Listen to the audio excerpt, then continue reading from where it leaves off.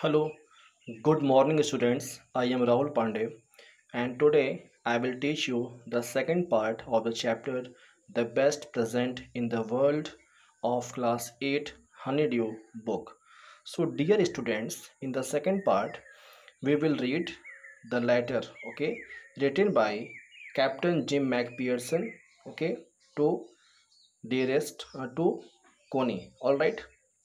So the chapter starts, Dearest Connie, I write to you in much happier frame of mind because something wonderful has just happened that I must share you about at once. We were all standing in our trenches yesterday morning, Christmas morning. It was crisp and quite all about as beautiful as morning as I have ever seen, as cold and frosty as a Christmas morning should be. So the Captain Jim McPherson said to his wife that, Hello Connie, today I am going to tell you that it was a Christmas day morning and I was very happy and I was standing near our trenches. All right, I should be like to able to tell you that we began it, but the truth, I am ashamed to say, is that Fritz began it.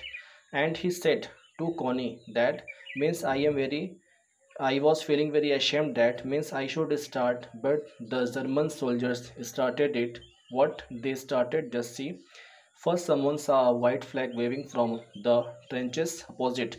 Then they were calling out to us from across no man's land, Happy Christmas, Tommy, Happy Christmas. Okay, means every Fritz soldiers came near our trenches and they wished us Happy Christmas. Okay, when we had got over the surprise, some of he us shouted back, Same to you, okay, Fritz. So our soldiers also replied.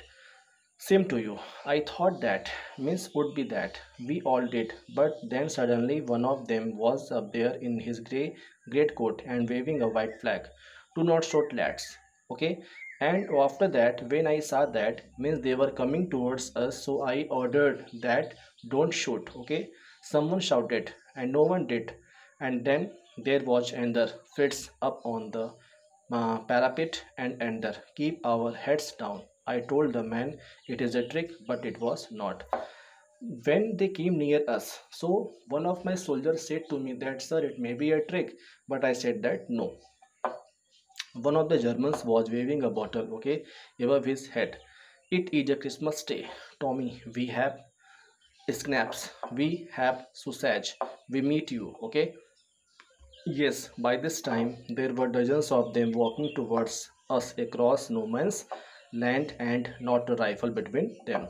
So when they came near us, they offered us that hello Tommy means today is a Christmas festival and I want to celebrate this festival with you. I have meat, I have liquor with us. Alright, and they do not have any rifle. Little Private Morris was the first up. Common boys, what are we waiting for? And then there was no stopping them. I was the officer, and my soldier, which name was Morris, he came near them and he said, Okay, let us enjoy. And I did not stop my soldier. I was the officer, Captain Jim McPherson was the officer of Inland. I should have stopped them there and then, I suppose, but the truth is that it never ever occurred to me. I should. So actually it was a very miracle for me. That is why I also wanted to take the enjoyment. All about their line and ours, I could see khaki coats meeting in the middle, and I was one of them. I was part of this. In the middle of the war, we were making peace. Actually, I was very shocked, and I thought that means we were trying to make a peace in the middle of the war. Okay, you can't imagine, dearest Connie, my feelings as I looked into the eyes of the Fritz officer, means German officer, who approached near me and hand outstretched.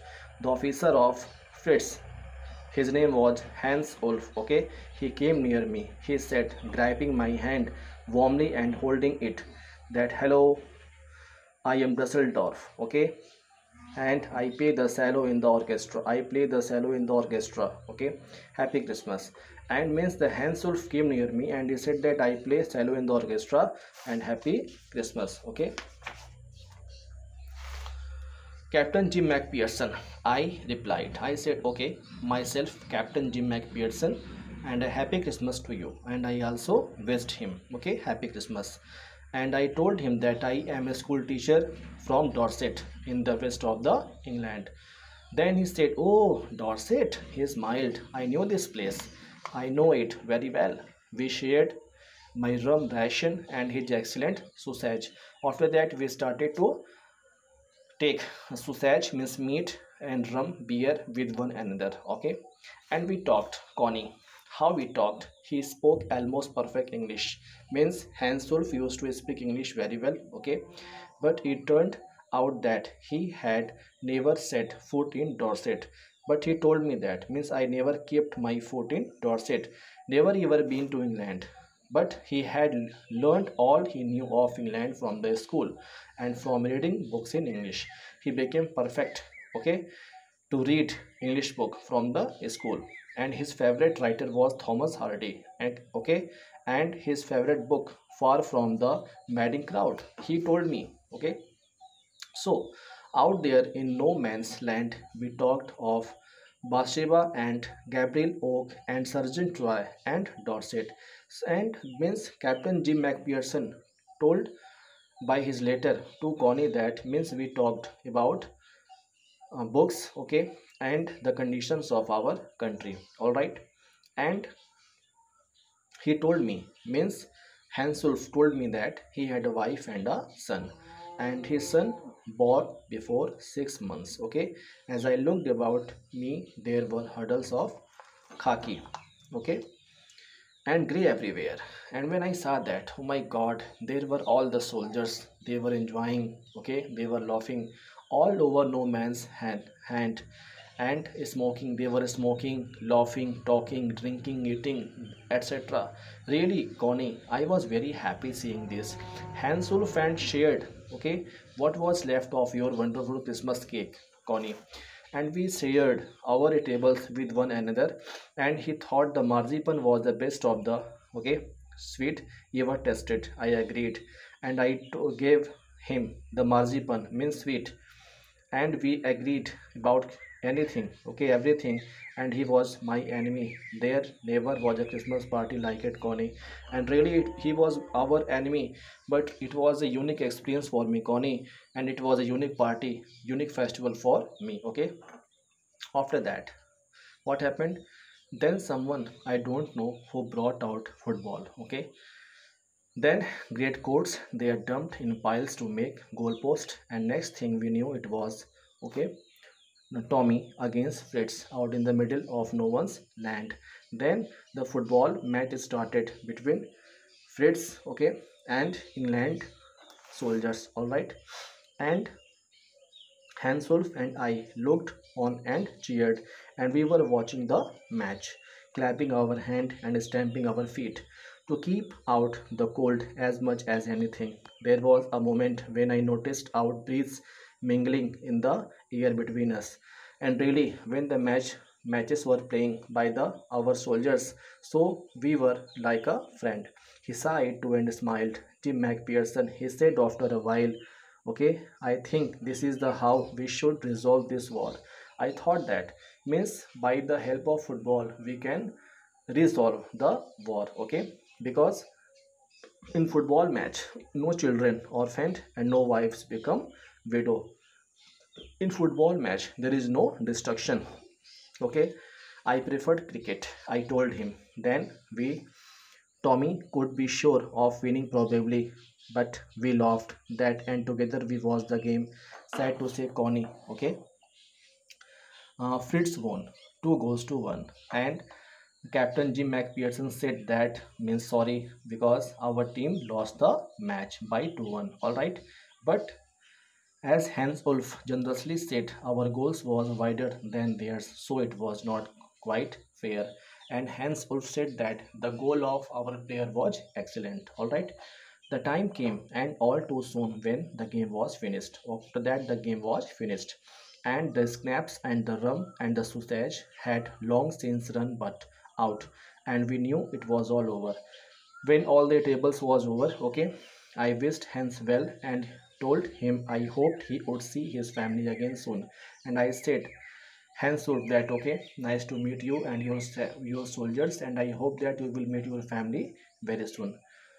That the fighting would end and we could all go home. After that, we went from there. All right. I think that it was every soldier's want on both sides. Hans Wolf said.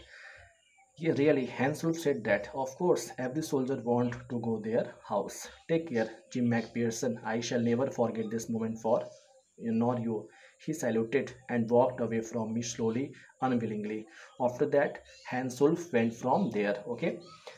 I felt he turned to wave just once and then became one of the hundreds of grey coated men drifting back towards their trenches. After that, Hans Wolf and all the soldiers of the Germans went from there. Okay, that night, back in our dots, we heard them singing a carol. That night, we heard that they were singing a carol. Okay, and it quite beautifully. It was style, nest, silent night. Our boys gave them a rousing chorus of while shepherds watched, and our soldiers also gave them company. Okay, singing carols at night. We exchanged carols for a while, and then we all fell silent. After that, we fell silent. We had had our time of peace and goodwill, a time I will treasure as a long as I live. And really, Connie, you cannot imagine that this time I can never forget. Dearest Connie, by Christmas time next year, okay, the war will be nothing but a distant and terrible memories I know from all that happened today. How much we how much both armies long for peace. We shall be together again soon. I am sure of it.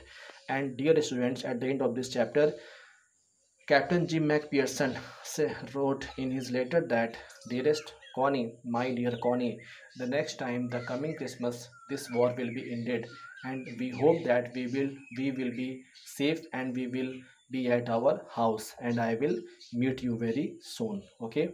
So, dear students, it was the end of the chapter Your Loving Jim. So, in the second part, we read that the letter written by Captain Jim McPherson, okay, to his wife Connie. So dear students, it is a five comprehension question, okay. You will do it as a homework, all right. And tomorrow I will teach you the third part of this chapter. Okay, so let's see what happened next.